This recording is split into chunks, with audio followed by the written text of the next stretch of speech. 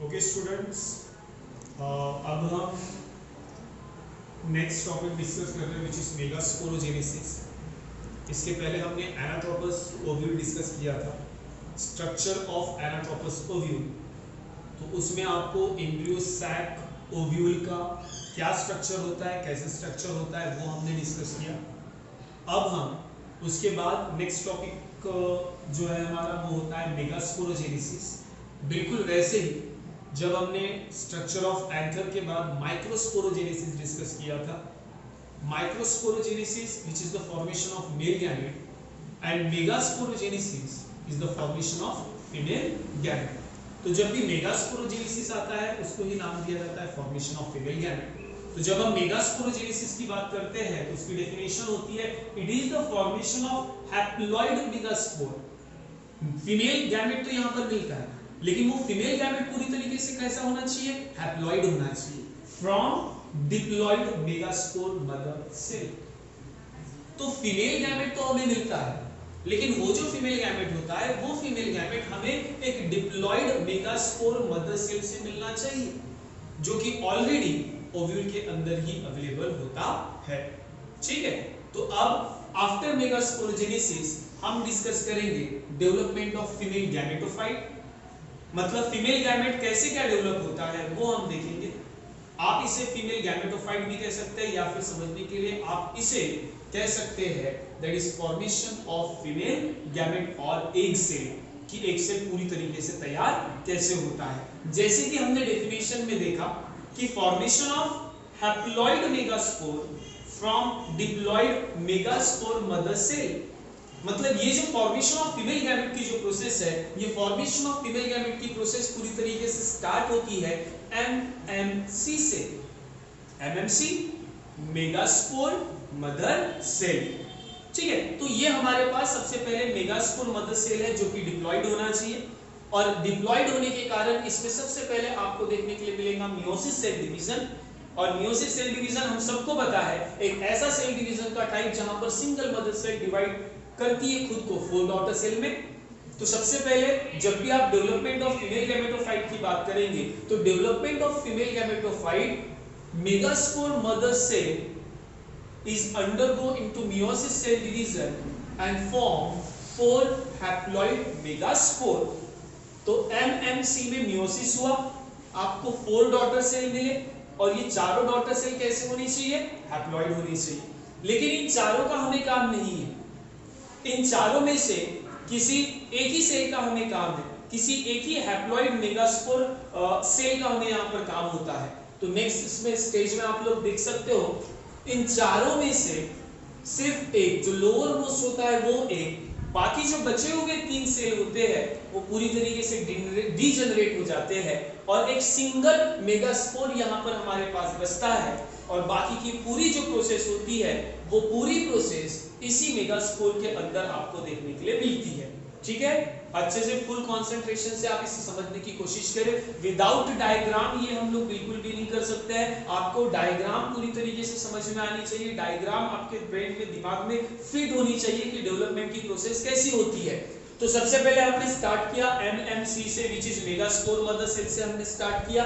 Megaspore mother cell क्योंकि ये diploid होता है इसलिए उसमें आपको मियोसिस सेल डिवीजन देखने के लिए मिला, 4 डॉटर सेल आपको मिले।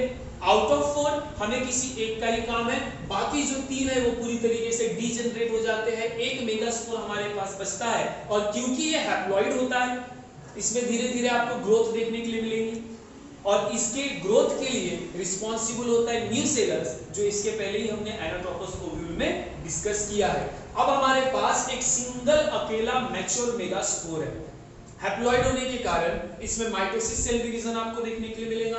तो एक से आपको कितना मिलेगा, 2, फिर सेकेंड माइटोसिस आपको देखने के लिए मिलेंगे, फिर ये दोनों खुद को डिवाइड करेंगे तो 2 से कितने मिलेंगे आपको, 4, फिर और एक बार थर्ड माइटोसिस आपको यहाँ पर देखने के लिए मिलेगा, तो 4 से आपको कितने मिलने चाहिए, 8 मिलने चाहिए, बराबर। तो टोटल 8 न्यूक्लियस आपको यहाँ पर देखने के लिए मिलते हैं। तो वो जो 8 न्यूक्लियस है, 8 में से 3 आपको देखने के लिए मिलेंगे ऊपर और 3 आपको देखने के लिए मिलेंगे नीचे।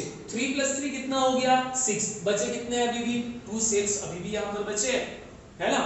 तो सामने ये जो 2 सेल्स है या 2 न्यूक्लियस जो होते हैं इनको हम लोग नाम देते हैं पोलर न्यूक्लियर। और ऊपर के तरफ हमेशा जो 3 सेल्स होते हैं उनको हम लोग नाम देते हैं एंटीपोडल सेल। नीचे की तरफ जो 3 सेल होते हैं उनमें से 2 कोई भी होता है सिनर्जिड और एक हमारा होता है एग सेल, और उसी एग सेल का हमको यहाँ पर काम है।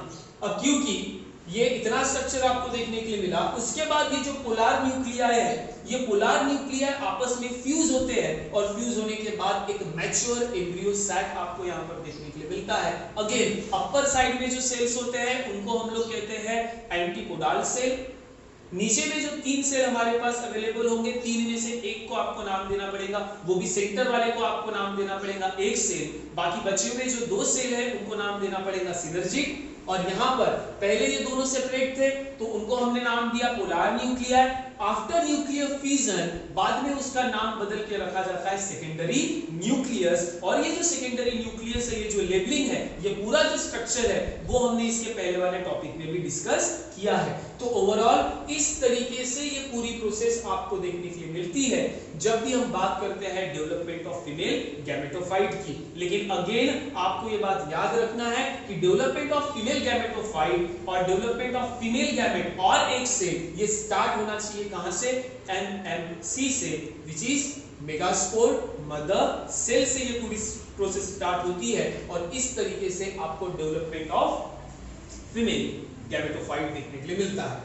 अब कुछ ये भी डाउट आ सकता है कि सर यहाँ पे माइटोसिस 1 2 3 देखने के लिए तो सिर्फ न्यूक्लियस के साथ साथ सेल भी डिवाइड होता है, तब जाकर ये पूरा स्ट्रक्चर हम लोग को यहाँ पर मिलता है। और जब इस पूरे स्ट्रक्चर की हम बात करते हैं तो इस पूरे स्ट्रक्चर को हम कहते हैं 7 सेल एंड 8 न्यूक्लियाई। यहाँ पे देखो 1 2 3 4 5 6 7 सेल हुआ ना। और न्यूक्लियस कितने कहते हैं, 8 न्यूक्लियस। ऐसा क्यों? अब आप भी बोलेंगे सर अगर 7 सेल है तो न्यूक्लियस भी कितने होने चाहिए, 7 ही होने चाहिए ना। लेकिन यहाँ पर हमारे पास 2 पोलर न्यूक्लियाई थे और ये 2 पोलर न्यूक्लियाई आपस में फ्यूज में, जिसके कारण सेकेंडरी न्यूक्लियस के अंदर 2 न्यूक्लियस अवेलेबल होते हैं और इसीलिए इस स्टेज को, इस स्ट्रक्चर को कहा जाता है 7 सेल एंड 8 न्यूक्लियाई। तो ये भी एक और भी इसके लिए पूछा जाता है, बताया जाता है। तो इस तरीके से ये एक सिंपल सा टॉपिक था जिसको नाम दिया जाता है development of female gametophyte. I hope कि आपको ये सारी चीजें समझ में आ रही होंगी।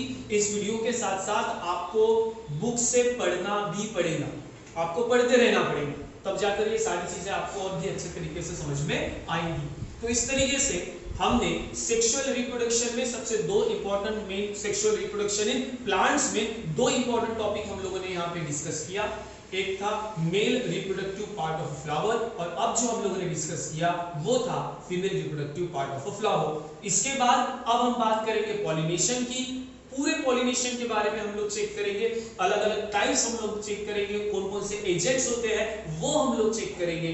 आफ्टर पॉलिनेशन फिर फर्टिलाइजेशन की प्रोसेस हम लोग को देखने के लिए मिलेगी। और जैसे कि लेसन का नाम है reproduction in lower and higher plant, तो ऐसा पूरा टॉपिक आपको यहाँ पे देखने के लिए मिलेगा। ठीक है, एक बार विद डायग्राम आपने ये टॉपिक रिवाइज कर लेना है। तब तक के लिए थैंक यू।